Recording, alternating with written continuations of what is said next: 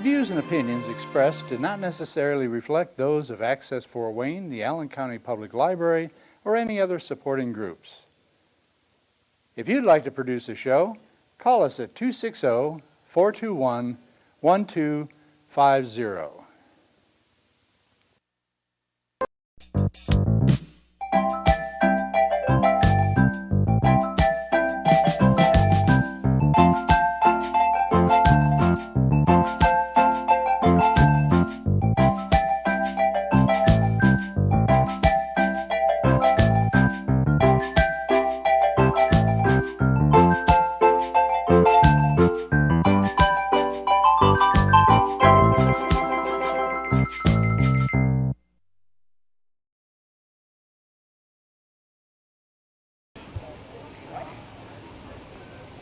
August 31st, 1 o'clock.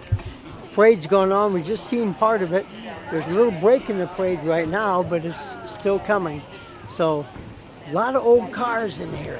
Yep. So, it's just able to see about everything, right, Wesley? Right. That's right. Okay. And I got some facts about the Duesenberg Museum I'll give you too while the parade's going on. Okay. Of mine, yes, I've come to know. So if you agree, have a drink with me. Raise your glasses for a toast to a little bit of chicken pie. Coffee on a Friday night, a pair of jeans fit just right. And the radio rocks you to sunrise. See the love in my woman's eyes, feel the touch of a precious child. No more than his love. You are my sunshine, my only sunshine. You make me happy when skies are gray. You never know, dear, how much I love you. Please don't take my sunshine away. The other night, dear, as I lay sleeping, I dreamed I held you in my arms. I was mistaken, so I hung my head and I cried. You are my sunshine, my only sunshine. You make me happy when the skies are gray. You never know, dear, how much I love you. Please don't take my sunshine away.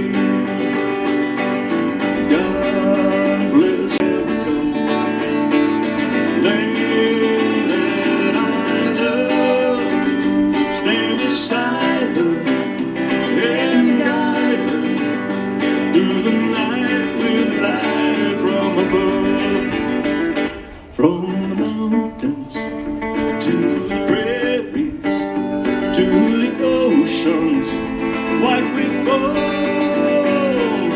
God bless America, my home, sweet home. From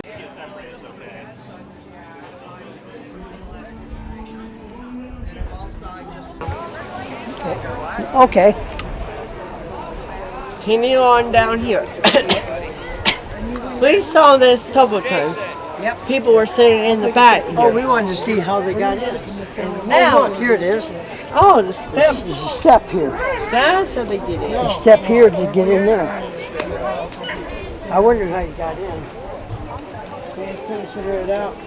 Yeah, well, In the parade, but close, it's north of Fort Wayne. I'll take a picture of it and send it to you. and there's that cab we saw There's a earlier. taxi. Go look at the motor. Did They they have have the motor open over there. They You did? yeah. You can walk around the other side and see the motor.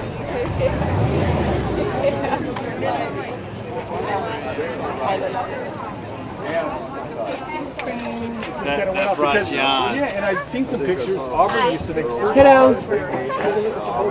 And I thought, so I stripped the old paint back off of it and went to a friend here in Auburn. And this is Corvette Case Car Yellow.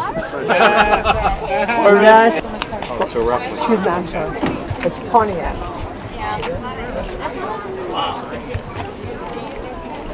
by the engine, isn't it? Yeah. It's a replica, apparently. It's a nothing's original. Nothing's original. I wouldn't know. I wouldn't.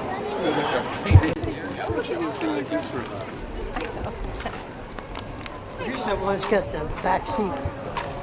It's got the glass. I remember that one going down the street.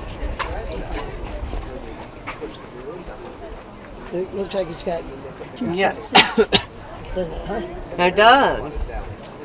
This one's, you can see the speedometer in the back too. Mm-hmm. So you know how fast you're going in the back. There's one up there on that side of the courthouse that has the original one. It's called the dual cowl. Oh, the dual cowl. Dual cowl. COWL. That's the Okay. second cowling for the back seat passengers. But up there they have the original gauges.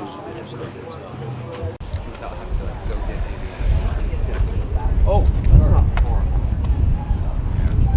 Oh, thank you.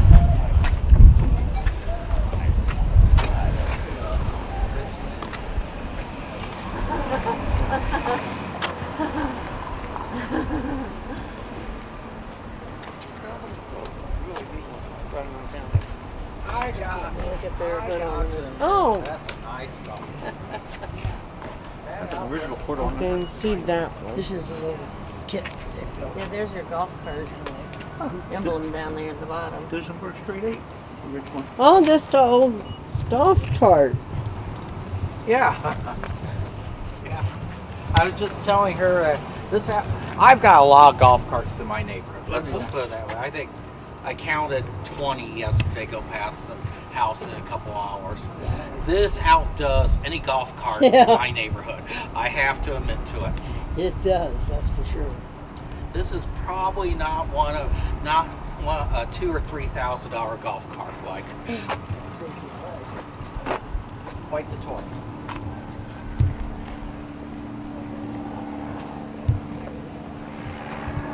Really neat.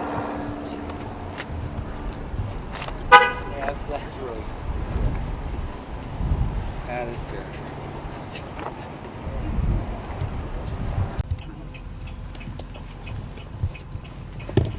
So between 1900 and 1937, there were about 16 different automobile manufactured here in Auburn, or that were directly associated with the city. And they include, you will hear some of these, you will recognize some of them, most you won't.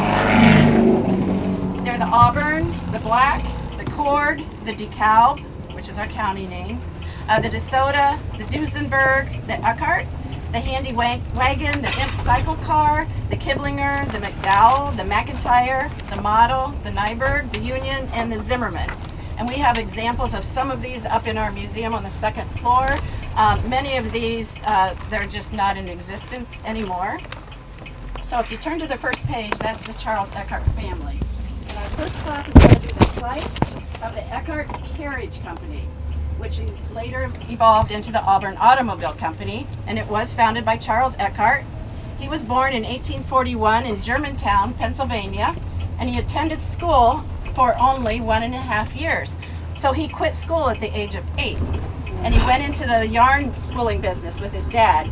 So he continued working there until he was 15 years old, and then he became an apprentice to a carriage maker in Bucks County, Pennsylvania. He learned how to make carriages and buggies, and then he became employed as a carriage maker in Hilltown, Pennsylvania.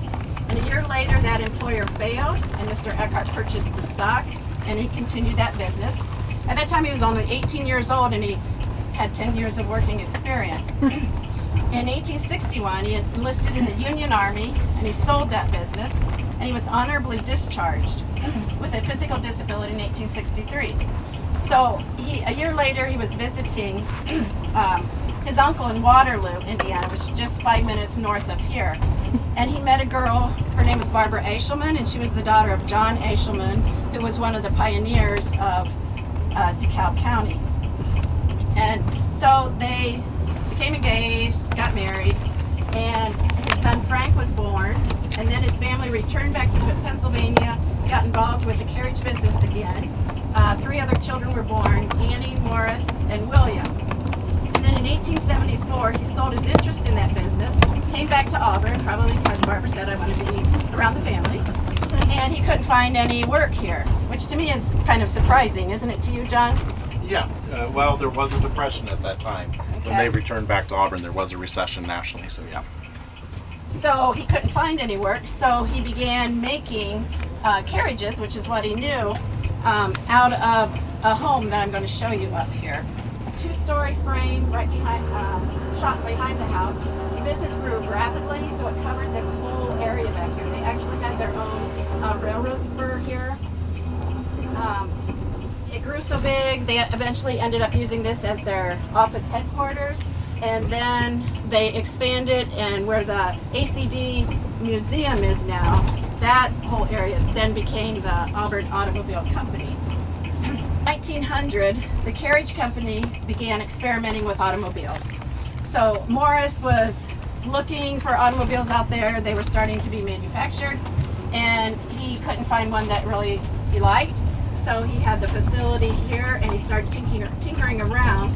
So there's a little bit of debate whether it was 1901 or 1902 when the actual first Auburn was built. So they formed in 1905, and they were building carriages alongside with automobiles.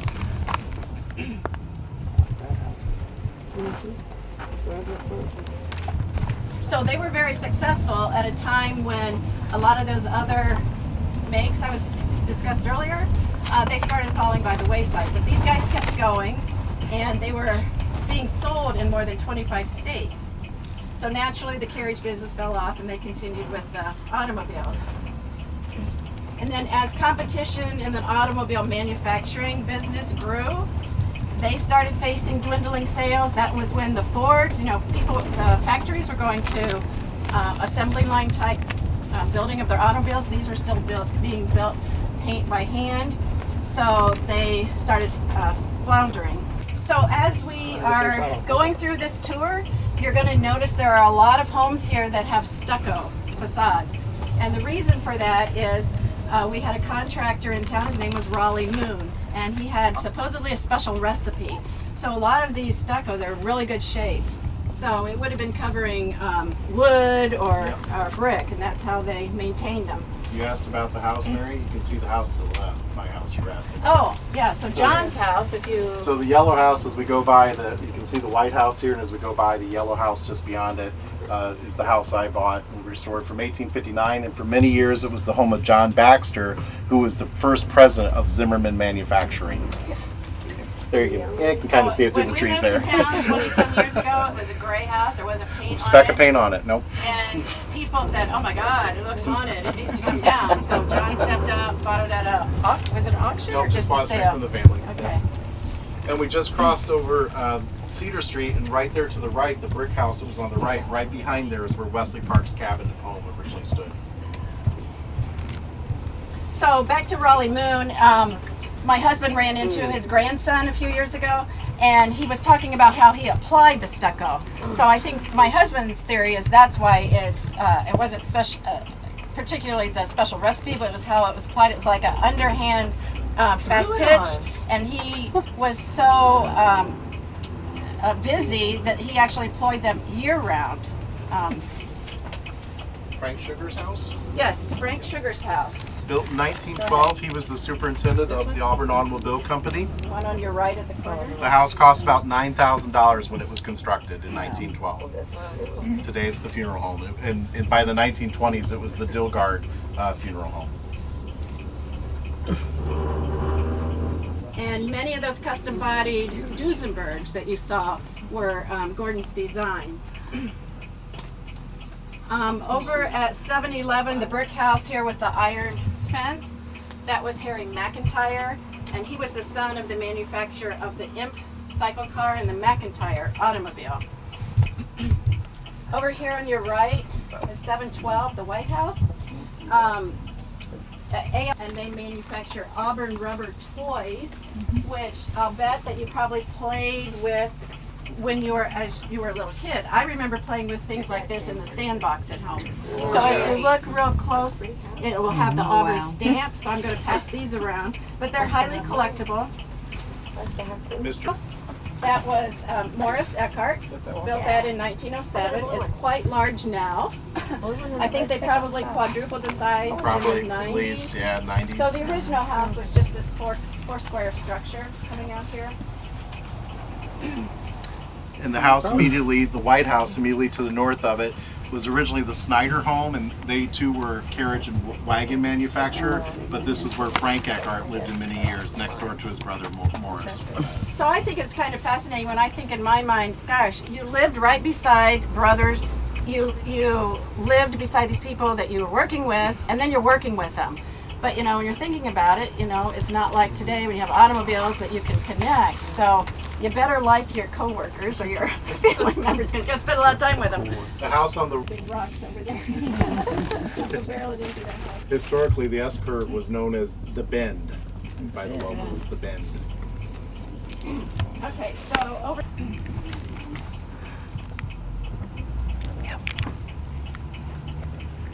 Actually, a couple of years ago, I was coming down through here, and they had one of the cars out in the street, and it was on fire. What the heck? It was no big deal to them. That was where Roy Faulkner lived, and he was president of the company. So it was said that many social gatherings occurred here. And the rumor was there's a ballroom up there. I asked the owner that passed away about 5 years ago. Those cars were lined up right behind that house. That's that house there. It looked like they were all Auburns and some promotional thing. Of the number, yeah. This one's kind of behind the house. Old time commercial. Roy Faulkner was also the vice president of sales for Auburn Auto. Cord recruited him from his other work with Pierce Arrow in Buffalo to come work for the Auburn company. Touch on that. It's a Sears Roebuck catalog order company. So you can see it's got real interesting flair to its roof line. It's Oriental or something.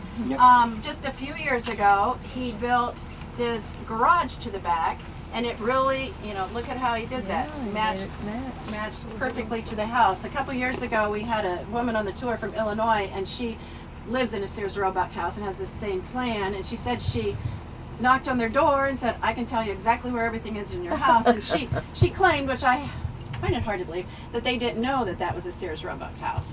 So, but these people have lived there a very long time. E.L. Cord.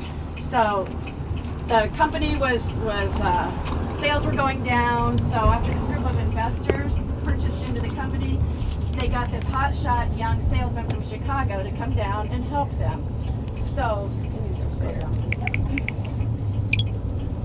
So back then, this would have been all rural. So when I say country estate, back then it was a country estate. And so he came here, he boosted sales. One of his great ideas, and it proved to be successful, it got rid of their unsold inventory. They were just sitting in the field, all these cars. All those bright colors that you see are actually true colors. And that was his innovation. So, your neighbor comes down the street, they have a dark Ford, a Dodge, they came in black, navy blue, brown, and all of a sudden you get to have one of these bright cars. So, yeah, what car do I want? And he did that belt line, that was that contrasting color. So sales just shot through the roof. And he was savvy enough that instead of taking full salary, he made a deal with them for stock, and within 1 year, he almost had full control of the company. Century Airlines that became known later on as American Airlines. The Cord Corporation, during the time at Auburn Cord Duesenberg that he had control of the company, also acquired Stinson Air, which was another early major aviation pioneer too. Export manager for the company. He had a really important job. These cars were being exported to almost 100 different countries. So when all of these cars came back here for the reunion, we have people that are coming from all over the world, and that's because these cars ended up in all these different countries. So it's really cool that we have. I just was down there on my way back here, and somebody was asking to have a picture taken with his car, and he had a foreign accent. He was an owner of one of these cars. So you don't have to be you don't have to own a car, a classic, to be a member of the club. The ACD club. You just pay, minimal dues. And they also have a website, acbclub.org. You can go on to, open to anybody. They have all these forums, and it's not uncommon that you see somebody over in Australia looking for some kind of a part. And they also hold their own mini meets. And this one was going on a ship overseas, and this was actually taken. These were employees of the company, and they just did a promotional shot, and they were loading up on rail car. And these are going out to Los Angeles to the White Automobile Company. Hey, you own a car? Yeah, let's get together. Where do you want to have a reunion? Well, let's go where these cars were built. So let's go back to Auburn.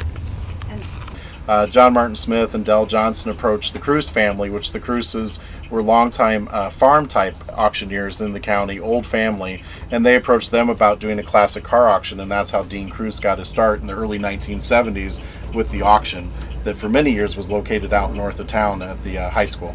So all these auction companies that now, you have Mecum and the big companies, that started here in Auburn, Indiana with Dean Cruz.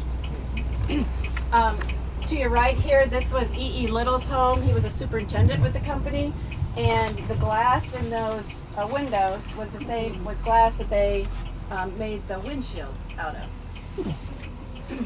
So this is called Midway. Like I said earlier, the fair was down through here. And some of the other houses along here as we approached North Street, some of them too were kit homes like Sears and Roebuck. Aladdin was another well-known company. Radford House Plans were another ones that had published house plans just like you see today that people could buy in a book and then use their local contractor to construct these homes. So these were a lot of the middle class folks of Auburn that were merchants or related to the various industries in town. Up here on the left we're going to pass a house that's concrete block. See it right here? Mm-hmm. Yep. That was part of a company here in town called the Auburn Novelty Block Company. They made those concrete blocks and they built houses. And there are several of these houses around town. Started by the Grog family. Mr. and Mrs. Grog literally died the same day in 1933, hours apart. Mary's looking at me like, really? I'm like, yeah, really. One of them died of a broken heart. Yes, literally. They say she died of a broken heart after her husband died. They died. So manufactured church furniture. In 1890, they began building buggies, and in 1907, they manufactured the Zimmerman automobile. They manufactured the DeSoto automobile about 1915, and we have two Zimmerman automobiles in the museum. The DeSoto automobile was not related to the Chrysler Corporation car that you're probably familiar with, the DeSoto. But Chrysler had to pay royalties to Zimmerman for the use of that name because they had it trademarked. Over here at the corner, this big house, that was a former residence of the Zimmerman family, and I think somebody's just kind of still sticking around up there, making sure you can keep an eye out in the company. I don't know. Like the Eckharts and the Zimmermans, Zimmerman were very similar. They had very similar characteristics. This was Frank Zimmerman's home, one of the sons of Elias Zimmerman. John, you want to talk about the window? Oh yeah, as you can see underneath the porch there, it's unusual. It's the only keyhole window in the city on a residential property, and you don't see those very often. That's a late 19th century design characteristic, so it's got a beautiful keyhole window there. So we're going to pass by the original Zimmerman manufacturing, and you can see the picture of it on pages 13 and 14. Venturesome, you'd have to be maybe a little crazy too to do this job as you look at what they do. So they would build just the chassis of the car. Their job then was to make sure that it was roadworthy without the body. So they would go out, make sure it goes up the hill, gets back, hopefully they get back, and then if it's A-okay, then they would finish assembling the car with the body. So then they started going up into Coldwater, Michigan, a little bit further. They actually just kept extending their tests. They would do cross country. And as you can see, it wasn't just a summer job. They did it all throughout the year. We go on to the Reiki building around the corner here. The north side of, or the west side of Auburn rather, and the south side of Auburn started to emerge as the industrial parts of town. Eckhart. And had Mr. Kiblinger not died at a fairly young age, it may have surpassed the Eckharts, unknown. But William McIntyre was the secretary of the Kiblinger Company, and when Mr. Kiblinger passed away, the McIntyres acquired the company, and then it started to make automobiles, including the Imp automobile, which is Mary's favorite. So the building that we're coming up on It has a rich history with the Riki Corporation, and the Rikis originally started out by making the seals and the caps for oil barrel type drums, and they still do sort of similar type work with pumps and caps yet today. But it is the only surviving building of the Kiplinger Empire. All of them are gone, including their home, and this is the last one. So a major industrial structure tied to the automotive and the carriage history of Auburn. It played both roles. Yeah, so if you look at your picture on page 19, that is this building, and it looks pretty much the same as it did back then. As John said, it was owned by the McIntyres, and they made the Imp cycle car. I'm going to pass around. It just shows a couple pictures here. There's an article about the Imp cycle cars. It's out of all the cars in the museums, including the Duesenbergs, this is my favorite vehicle. It's kind of quirky. It's a cross between a motorcycle, a bicycle, but it's got an engine. So they really hyped it as you can take your car anywhere. So we can lift it up, we can put it on the porch. It gets 50 miles to a gallon. And there's some really cool pictures of McIntyre. He's kind of a big guy, like I say, he's like he's stuffed down in it. And so one of their promotional things to prove how light it was, it has two guys holding it up, and it's just like really easy. Well, then if you, his wife always admired this home because it has the lines of a Frank Lloyd Wright house. Where are they? That's their friends. I don't see Benita enough. Oh yeah, there's Oscar standing at the top of the stairs. And we can say, did you do the Cabbage Patch Kids? So the story behind that was Oscar fell in love with the city. Benita loved that house. It became for sale. He bought it with her not knowing. They came back for the Labor Day reunion, pulled up there like he owned it, because he did own it, and said, welcome to your new home. So they like to come here. They stay here quite a bit. Right in front of us, where the new building's under construction and where the Masonic Hall is located on the right side, were twin buildings. They were the Kiplinger manufacturing buildings for the carriage company.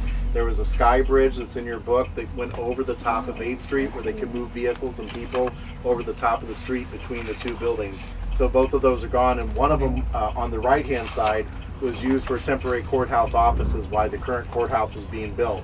It burned during that time, and there's a myth that just won't die, that all the county records were destroyed in the fire. Mary perpetuate, no.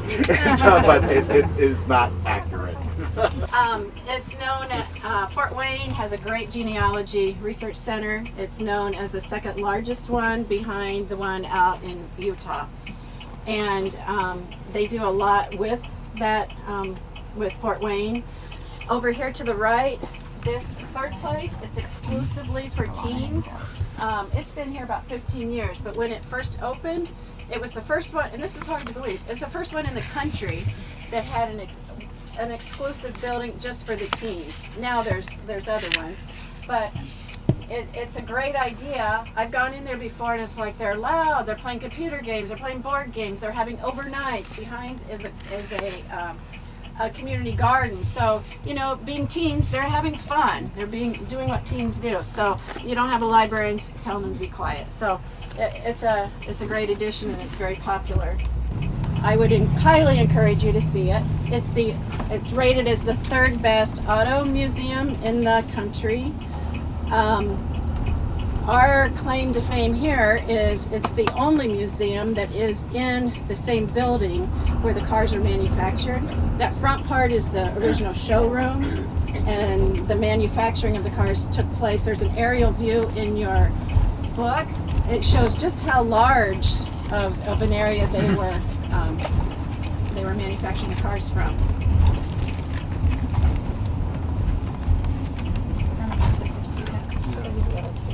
They built the administration offices and factory showroom in 1930, and it cost $250,000.